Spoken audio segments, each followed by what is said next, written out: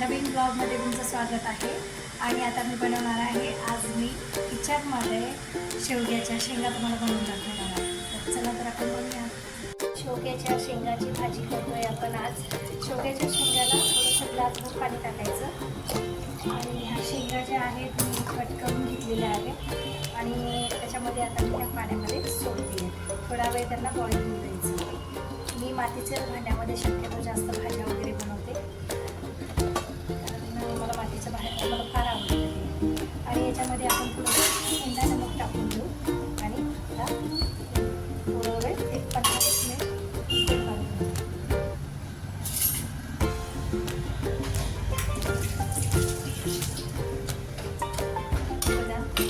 आणि आता मी झाकण ठेवून देते.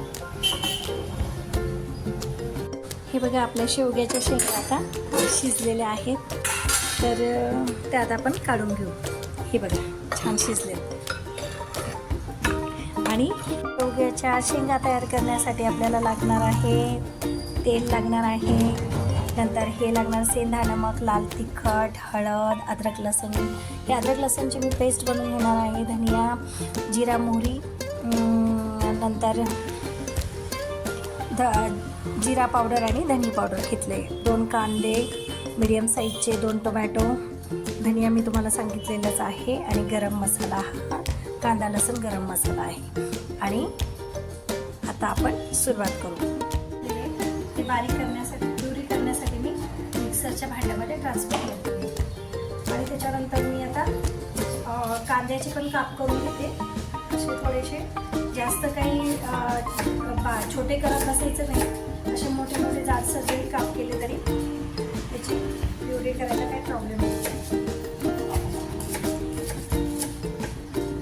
आपण आता त्याची प्युरी, आता मी भाजीच्या फोडणीची तयारी करते. थोडंसं तेल टाकलेलं, तुमच्या याच्यानुसार तेल टाकू शकता तुम्हाला पाहिजे तसं.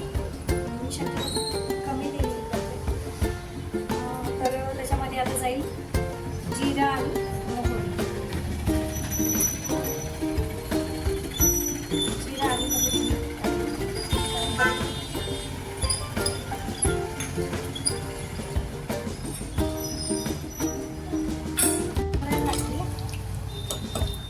त्याच्यामध्ये प्युरी टाकू. टोमॅटो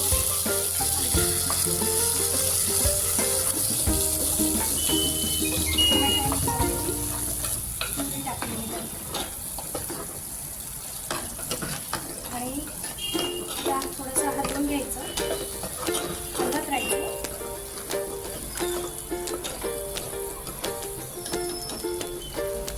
प्युरी झाल्यानंतर थोडासा आपण त्याच्यामध्ये कढीपत्ता पण ॲड करू शकतो.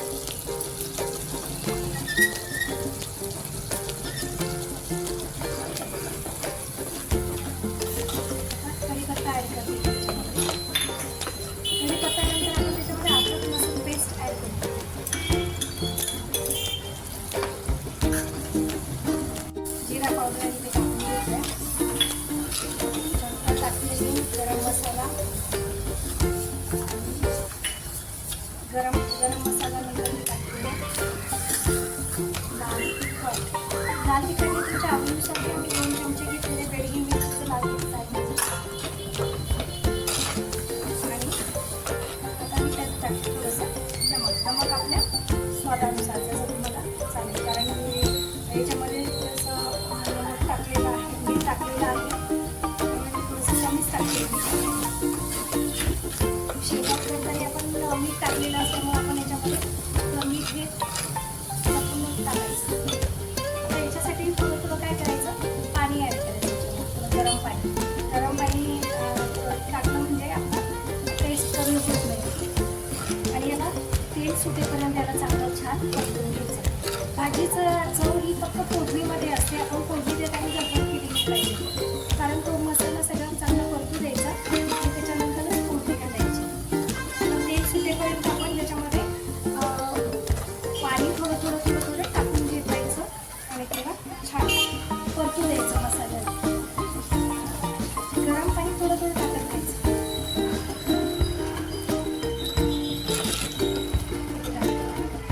आपल्या पिवळीला छान कलर आलाय.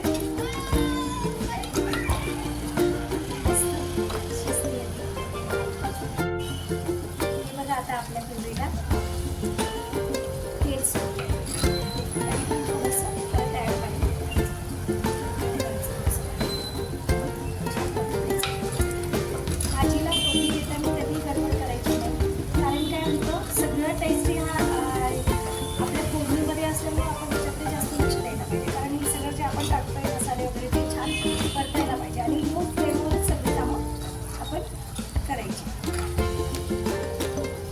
बघू शकता तुम्ही किती छान आहे बघा. तेल सुटतंय, तेल सोडते आता. हे बघा छान परतला आता आपला मसाला. आता आपण त्याच्यामध्ये आपण त्या शेंगा उकडून घेतलेल्या शेंगा होत्या, आता आपण त्याच्यामध्ये सोडणार आहे.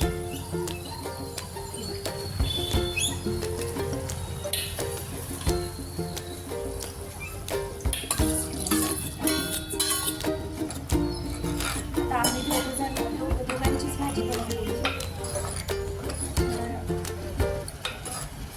जास्त भाजी नको म्हणून मी पाणी ॲड करणार. थोडं पाणी जास्त. आणि पाणी कधी पण गरम पाणी ॲड करायचं. थोडीशी कोथिंबीर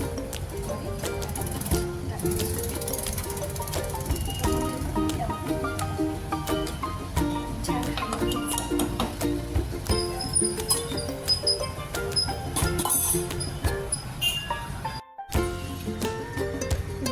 भाजी रेडी आहे.